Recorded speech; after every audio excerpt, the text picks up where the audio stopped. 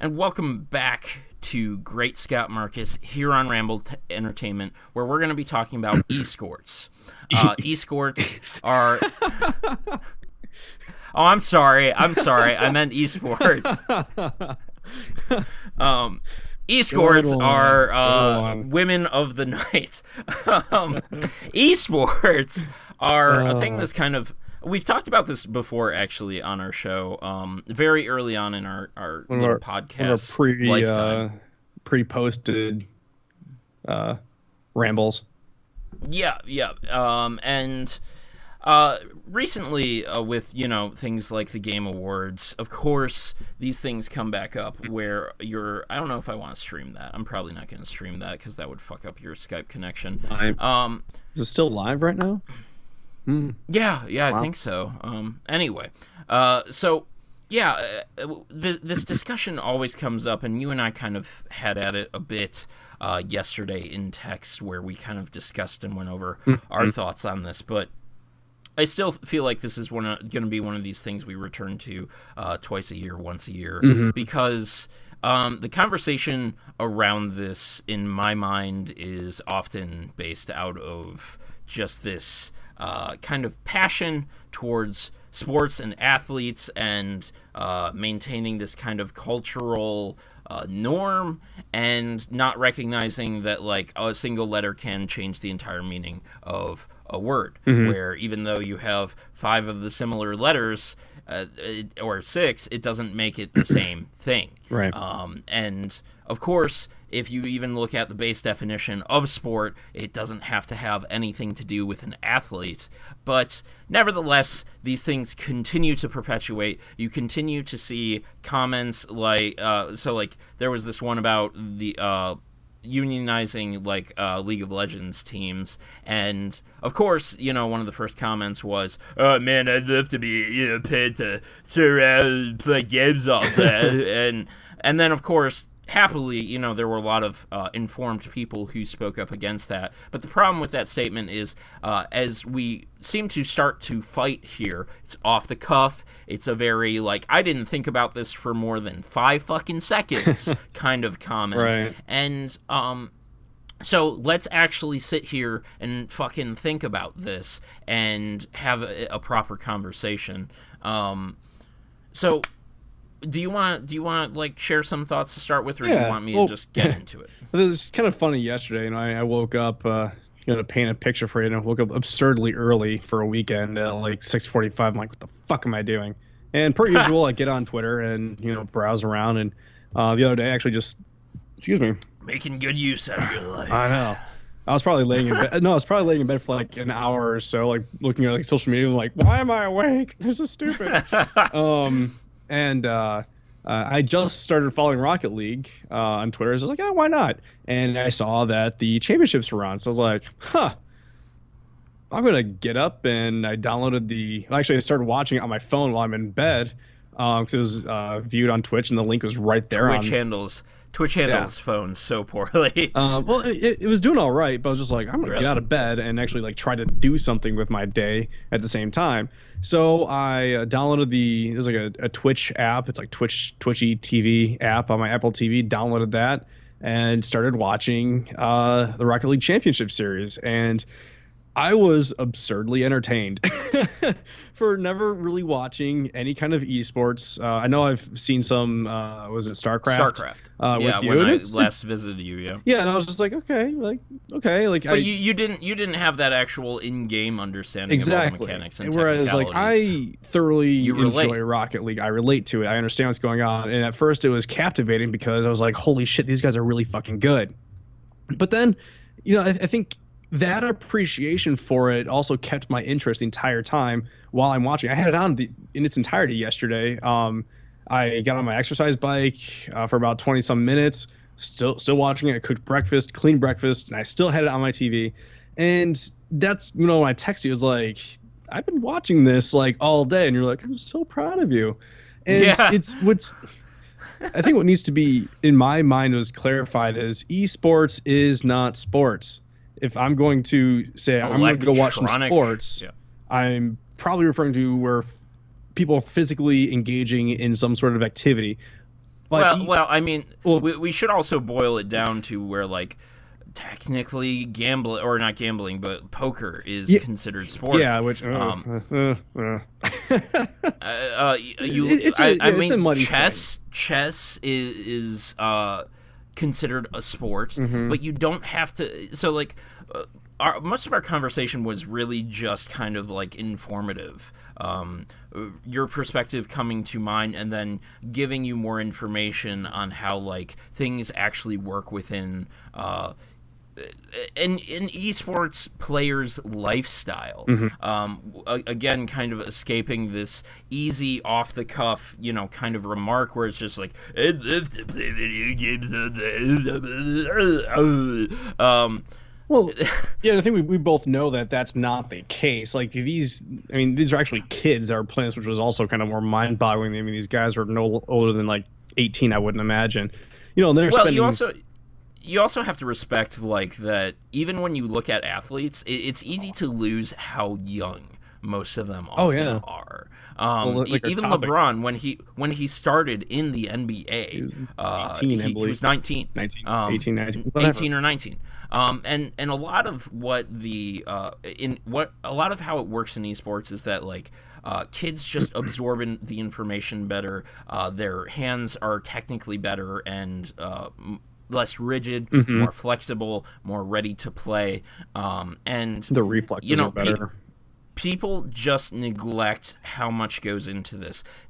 You don't sit down and you just play video games all day. All you fucking play is Rocket League. Well, it's all time, and it's energy, and it's thought. Like, we've played this, and just like the way that these kids were predicting the ball movements was insane. Just absolutely insane. And like you had mentioned, you were just like, I think I could learn something from these guys, and that's where I was just kind of like, bear in mind that, like, these guys, they play Rocket League for 6 to 8 to 10 to 12 hours a day. And that is, I mean, like, obvious. So, like, there are those who think that, like, oh, I'm just gonna, play it, and I'm just gonna be an esports professional, and it's just like, no, it actually requires talent, just like being an athlete. Like, no offense to those that are told that you can do it if you try, because that's adorable. Well, I mean, you can do anything if you try, but like, there's no fucking way I'm gonna become an NFL quarterback. Like, I'm 5'8", 5'9", and less than 200 pounds. It's like, there are limitations.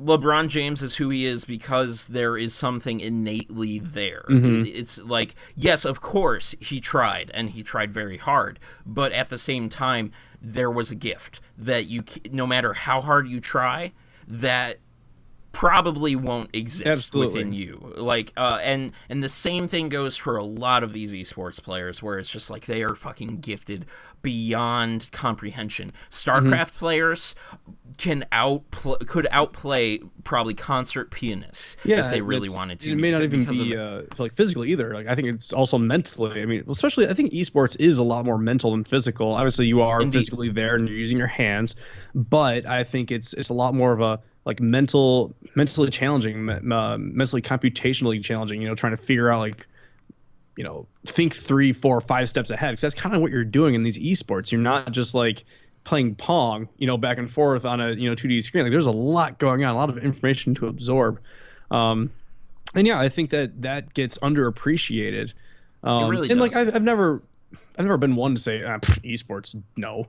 I just never was able to relate to watching an esports as much as I was yesterday watching Rocket League. It was very entertaining. And I think that esports can continue to be esports as long as it stays esports. I think at no point these things should be called sports. They're fucking not. Yeah. Like, and I wouldn't want ESPN to cover this. If ESPN wants to make ESPN fucking do it. But like, I mean, I don't see why there would be anything wrong with having these on ESPN or ESPN2. They've already been there, and I think that people. Well, I think people who want this separation completely neglect things like fencing or or even golf, which is often considered leisurely by many, but it's not. There is a lot of technicality to it, just like there is in baseball when it comes to the professional level. Just like when it comes to esports, or like if you even have poker on ESPN, it's just like this is fierce competition that fills up Madison goddamn Square Garden and more. Like when the League of Legends championships fucking crossed the nation this year. They went from LA to Chicago to New York and filled up all of their venues. Really? And yes, and it was insane. And players came not only from this nation, but around the goddamn world. And that is why these things are becoming such a phenomenon and so fast, because they're not just captivating a nation, they're captivating the goddamn world.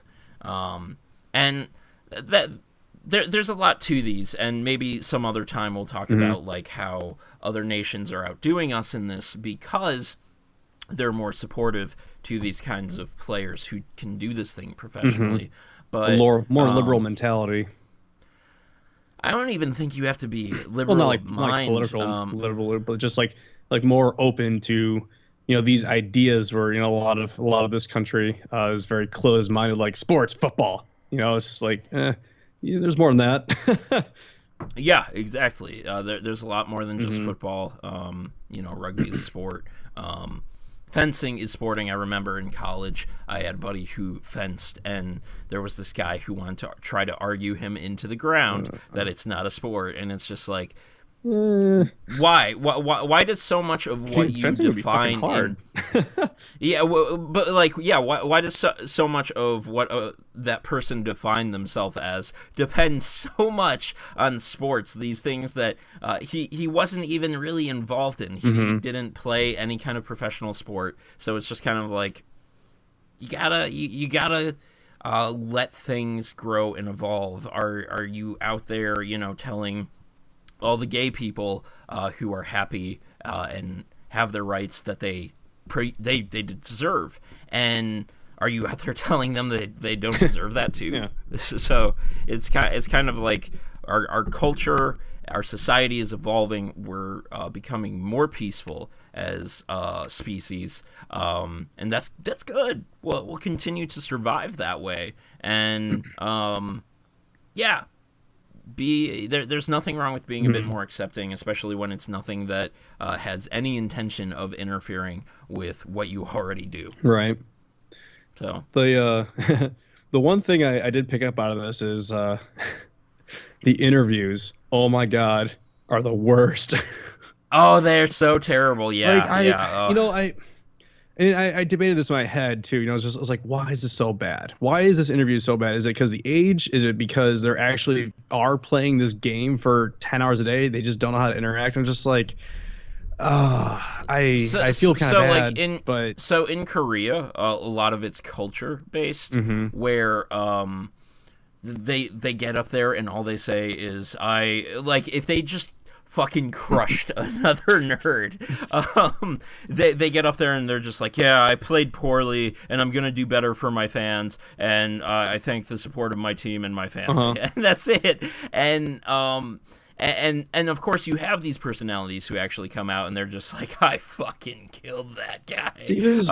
But yeah, so tell me about what these Rocket League interviews were like, because I haven't seen I watched a lot of sports, and our topic is sports related, in baseball. And was it a lot of stiffness? Oh, absolutely. And it's very if they said something, it was very direct. It's like if you're watching a football game, at the end of the game, you're going to interview the winning quarterback, and they're going to say something like, well, so the interview might ask you, like, what were the keys to your success, for example.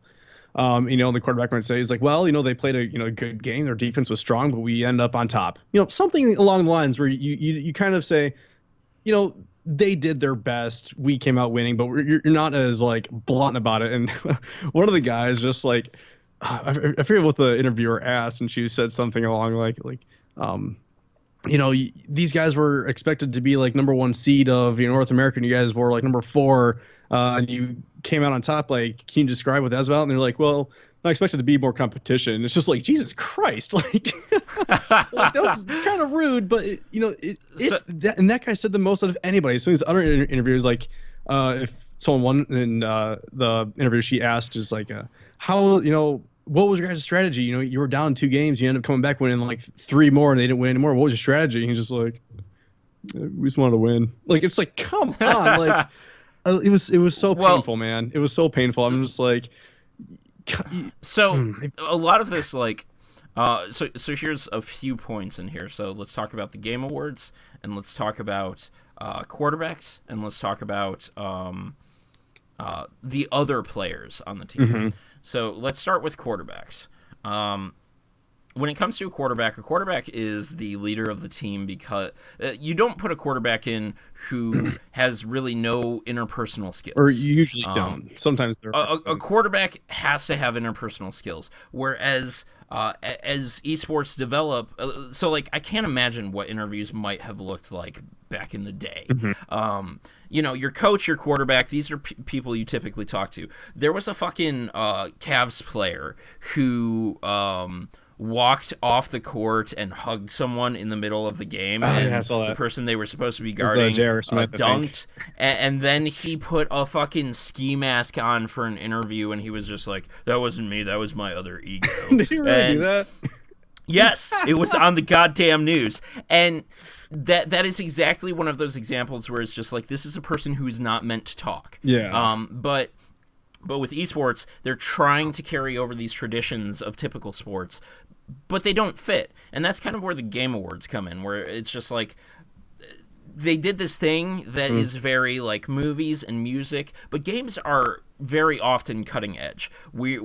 Games push more bounds typically than your other media right now. Even when it comes to movies and shows, although movies and shows are really starting to push bounds as well, Westworld and Game of Thrones, Walking Dead. But, games have been killing characters and doing a lot of this shit for a long time. But then we have this awards show that's awkward. There's music sequences, and it's just like, who the fuck cares? Like, give out the awards, show the games, let's get back to gaming. Yeah. Let's get back to what we want to do. And so, like, you have these things that are interjected with the wrong person, too, and that's important. Like, League is starting to get better about that with like these team leaders, where it's just like, we were down and we swapped this swapped this sub in. He hasn't had a good season, but he just knew the strategy and he knew how to counter it, and he led the team and he led the way. Yeah, and that was a good interview. That'd be interesting to hear. Like, I kind of wanted to hear about like some of these Rocket League strategies, and just like, it was not happening at all. And so Rocket League is young, and so like, the actually recognizing what goes on. So like, a lot of times you just do the thing.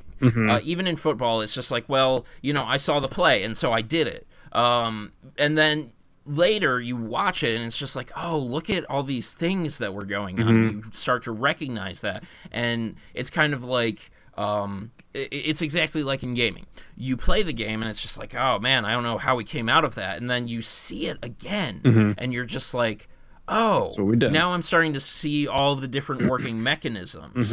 And so, like, Rocket League, that's either going to catch up, or they're going to stop doing interviews, or they're going to stop doing interviews with the wrong people.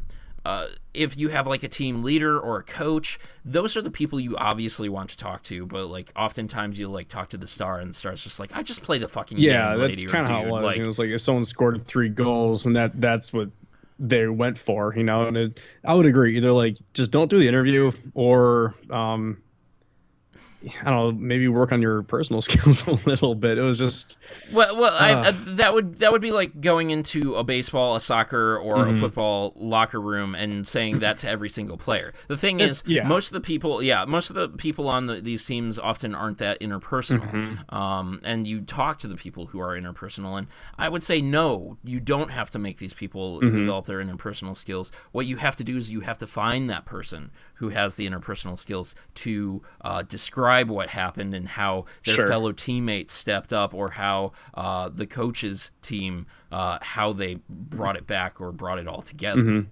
I guess to relate to, let's say, like baseball, for example, when I watch the baseball games, the announcers are they put in so much fucking detail, like just so much detail. You know, if a batter hits the ball in a certain direction, you know, they'll say like, oh yeah, look how he, you know, turned like opened up his hips early and try to pull it out in the, you know, the left field direction to allow someone to score, and they really tried to, you know, do nothing much. And I've always wondered, you know, it's like, what if, you know, they actually asked the batter at the time, and he's like, I just tried to get a fucking hit. It's very possible. I swung the bat. Yeah. So, but oftentimes there are times where the batters do intentionally try to do certain things, and it would be interesting to hear their take. And when I was watching the Rocket League Championship Series, the announcers were saying, oh, like talking about the rotations and how like the defense is working. Yeah, the announcers like, they're are really the detail oriented in it, which, you know, it made it all the more captivating. You know, and when the interview came, I was hoping to hear something along with the announcers were saying. It was like, yeah, you know, our defense wasn't working quite right, so we switched up a little bit our rotation. But I was just like, nope. The announcers are that outside perspective. They see what goes on, and they're the analytical perspective and can find the words for that. But like, even when you look at like, so like when the Cubs were versing the Indians, they had the one guy who was retiring mic'd up, and then one of the younger guys came up to talk to him, and they both sounded like morons, and it was just who was it? It was a catcher and like a, you know, like a infielder who's just saying it's like I'm in a glass case of emotion. Is that what you're talking about? Yeah. And he was just like, "You're fine." Yeah. And it was just like, wow, thanks for sharing that. It was entertaining. But I mean, you know, but yeah, so like these things clearly happen. It's not just an esports thing. Yeah. It's a person thing, and what esports has to do for themselves is find the people. Even if you're just like, even if like, say, instead of the interviewer sitting down with the player, maybe the announcer sits down with the player and they find the words for the player, and the player gives, you know, kind of these tacit responses, because really your words are found through your commentators, and then your players just kind of acknowledge that, like, yeah, you got some good words, all right. And I feel like if they did that, that would do nothing other than help, you know, esports out, because like, you know, as I'm watching this, like, you're looking for that inside view, that inside information, you know, from the players themselves. I love watching interviews after baseball games. I'm sad I can't do it anymore with, you know, this baseball package that I've got. But package. You know, I think that would actually help, you know, if you actually had the announcers going like, well, look, you know, in game 1 and 2, your defense was doing certain things. I noticed like player A was started changing his rotation, whatever, around his playing style. Is that what you guys try to do? You know, I think that would absolutely help, because, you know, as awkward as the interview was, like, I was just like, this is entertaining, but Jesus Christ, I don't want to watch these interviews at all. Like, it made me uncomfortable. It was so funny. Yeah.